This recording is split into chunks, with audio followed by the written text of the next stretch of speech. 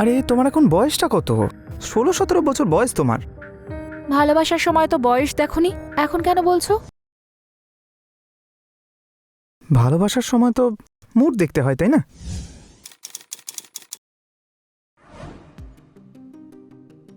যেমন এখন আমার মুড নেই। আগে প্রশ্নের উত্তর দাও। আচ্ছা, একটা কথা বলো, বিয়ের এত তাড়াহুড়ো কিসের? আমি কি কোথাও পালিয়ে যাচ্ছি? আর যদি পালিয়ে যাও? পালিয়ে গেলে ধরে রেখো। কিভাবে? এইভাবে।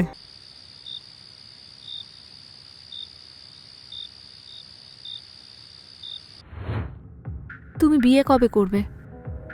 আরে তোমার এখন বয়সটা কত? 16-17 বছর বয়স তোমার। ভালোবাসার সময় তো বয়স দেখোনি, এখন কেন বলছো? ভালোবাসার সময় তো মুড দেখতে হয়, তাই না?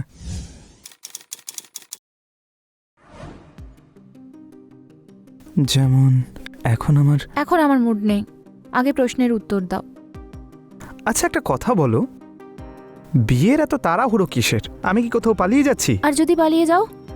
পালিয়ে গেলে ধরে রেখো। কিভাবে? এইভাবে।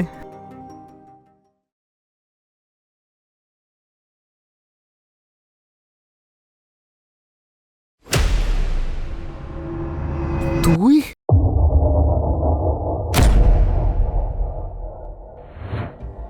আমাদের যখনই 16-17 বছর বয়স হয়, আমাদের মধ্যে একটা চাহিদার জন্ম হয়। আসলে বয়সটাই এরকম যে আমাদের চিন্তাকে নিয়ন্ত্রণে রাখা উচিত। সরকারি হিসেব অনুযায়ী যখন আপনার 18 বছর বয়স হয়, তখন আপনাকে সাবালক বলা হয়। নাবালক অবস্থায় প্রেম করা একটা অপরাধ, কিন্তু যৌবনের সময় বেশিরভাগ ছেলেমেয়েরাই এই ভুলটাই করে। তারপর অনেকবারই সেখান থেকে জন্ম নেয় অপরাধের নতুন ঘটনা। চলুন দেখা যাক সুধার সঙ্গে কি হয়েছিল। ইন্সপেক্টর স্যার, আমাকে সাহায্য করুন। আমার মেয়ে। আপনি প্লিজ বসুন, প্লিজ বসুন। কি হয়েছে? এত ভয় পেয়ে আছেন কেন? আমার মেয়ে কাল রাত থেকে বাড়ি ফেরেনি।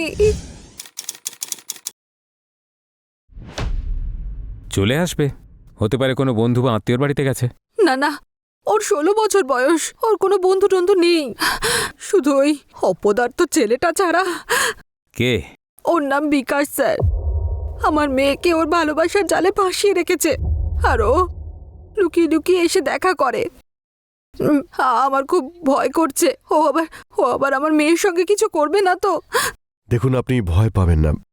আচ্ছা, ওর কোনো ছবি আছে? হ্যাঁ আছে তো,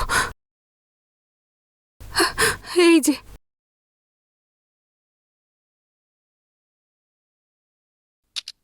আমার মেয়ের নাম হলো সুধা। সুধা। দেখুন, আপনি চিন্তা করবেন না, আমরা ওকে ঠিক খুঁজে নেব। ওনার থেকে সব ডিটেলস নিয়ে নাও। স্যার আসুন। Thank you sir, thank you.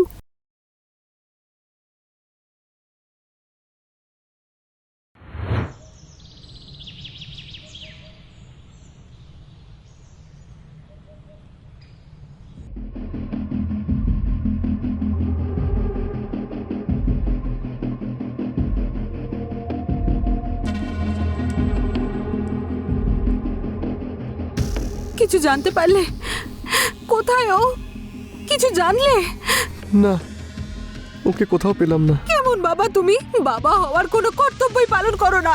আমি কতবার বারণ করেছিলাম আমার মেয়ের সঙ্গে যেন ওই ছেলেটার নাম এসে, কিন্তু তুমি আমার একটা কথাও শোনো না। যদি আমার মেয়েটার কিছু হয়ে যায়, আমি সারা জীবনও তোমার সঙ্গে কথা বলবো না। আরে ও তো আমারও মেয়ে, ওকে নিয়ে আমারও টেনশন হচ্ছে। হ্যাঁ, তাহলে বাবা হওয়ার কর্তব্য পালন করো। খুঁজে আনো ওকে, যেখান থেকেই হোক। ওকে যেখান থেকে হোক রমা, খুঁজে নিয়ে রমা, তুমি এসো। শান্ত হও, রমা। সব ঠিক হয়ে যাবে। আসলে কি ঘটেছিল সুধার সঙ্গে? একজন মায়ের কাছ থেকে যদি তার সন্তান কিছুক্ষণের জন্য হলেও দূরে সরে যায়, তাহলে সেই মায়ের উপর দিয়ে কি যায় সেটা তো আপনি বুঝতেই পারছেন। আর এখানে সুধাকে সারা রাত ধরেই খুঁজে পাওয়া যায়নি। পুলিশ বিকাশকে খোঁজার জন্য টিম পাঠিয়েছিল, আর বিকাশ ধরা পড়ে গিয়েছিল।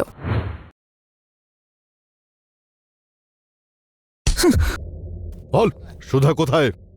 স্যার, আমি কিছু করিনি স্যার। স্যার, আমাকে ছেড়ে দিন স্যার। কিছু করিসনি মানে? আমরা তো কিছু বলিনি। কি করেছিস কি তুই সুধার সঙ্গে? স্যার আমি ওকে ভালোবাসি স্যার। স্যার আমি ওকে কিছু কেন করব? তাহলে লুকিয়ে কেন ছিলে? আমি ভয় পেয়ে গেছিলাম। রিকি আমাকে ভয় দেখিয়েছিল। সুধার বাবা রিকির বাড়িতে এসেছিল, উনি ওকে খুঁজছিলেন। আর সুধার মা পুলিশের কাছে গেছিল কমপ্লেন করার জন্য। স্যার আমি কিছু বুঝতে পারিনি স্যার, আমি ভয় পেয়ে গেছিলাম স্যার। যদি তুই কিছু না করে থাকিস তাহলে ভয় পেলি কেন? স্যার কারণ ওই রাতেও আমার সঙ্গে ছিল স্যার। নাবালিকার সাথে প্রেমের সম্পর্ক তৈরি করা আইনত অপরাধ। একটা মেয়েকে প্রেমের জালে ফাঁসিয়ে ভুলভাল বুঝিয়ে ওর সঙ্গে শারীরিক সম্পর্ক তৈরি করে ওকে গায়েব করে দিলি, এটাকে তুই ভালোবাসা বলিস? স্যার আমি ভালোবাসতাম স্যার। আমি ওই দিন রিকিকে বললাম সুধাকে ড্রপ করে দিতে, কারণ ও ওর কলোনিতে থাকে স্যার। তার মানে সুধা রিকির সঙ্গে গিয়েছিল? হ্যাঁ স্যার। আর স্যার রিকি যখন সুধাকে ড্রপ করেছিল তখন ও আমাকে বলেও ছিল। এই রিকিকে ধরো, আর সুধার কলোনির আশেপাশে যদি কোনো সিসিটিভি ক্যামেরা থাকে সেগুলোর ফুটেজ বের করো। Okay sir. বিকাশ কি সত্যি কথাই বলছিল যে ও সুধাকে মারেনি, নাকি এটা ওর আর ওর বন্ধু রিকির কোনো প্ল্যান ছিল? সুধা বিকাশকে বিয়ে করতে চেয়েছিল। বিকাশ যদি কিছু না করে থাকে তাহলে ও পালালো কেন? সুধাকে কি সত্যিই রিকি বাড়িতে ড্রপ করে দিয়েছিল? এই বিষয় তো রিকি ধরা পড়ার পরেই জানা যাবে।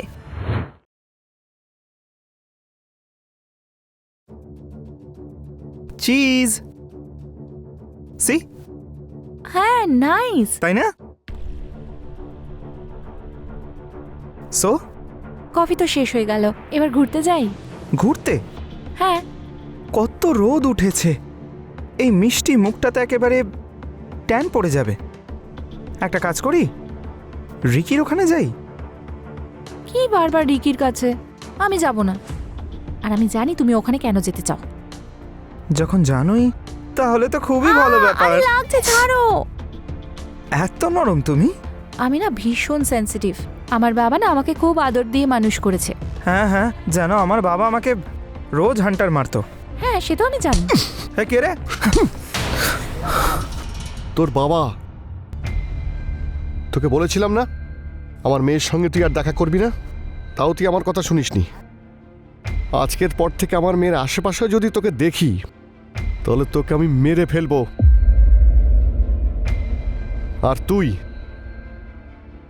এরপর থেকে এর সঙ্গে যদি দেখা করিস তাহলে আমি তোকেও মেরে ফেলবো। চল চল বলছি।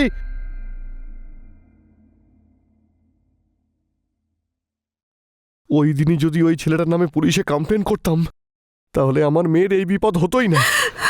ওই ছেলেটাই আমাদের মেয়েকে আমাদের কাছ থেকে কেড়ে নিয়েছে। এই ধরনের ছেলেদেরকে আমি খুব ভালো করেই জানি। শুধু আমার মেয়েটা ভালোই ভালোই ফিরে আসুক ভগবান, আমি আর কিচ্ছু চাই না।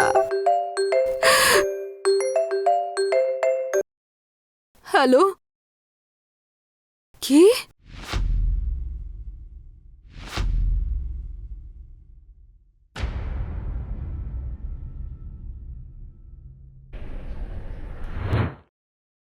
আপনারা আমাকে এখানে আনলেন কেন? আমাদের মেয়ে সুধা কোথায়?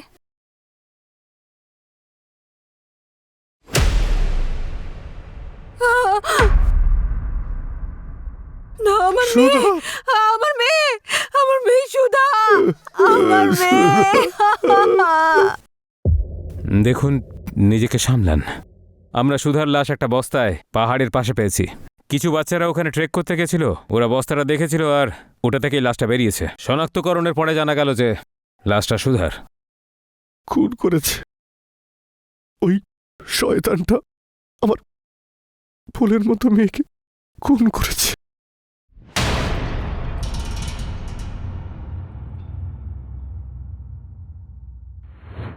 তাহলে সুধাকে কে হত্যা করেছিল?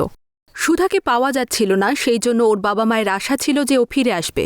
কিন্তু নিজের মেয়ের মৃতদেহ দেখে সেই আশাও ওদের ভেঙে যায়। পুলিশেরা অনেক রকমভাবেই তদন্ত করেছে, কিন্তু কোনো দিক থেকেই সূত্রপাত হচ্ছিল না। তারপরই পুলিশের হাতে রিকি ধরা পড়ে।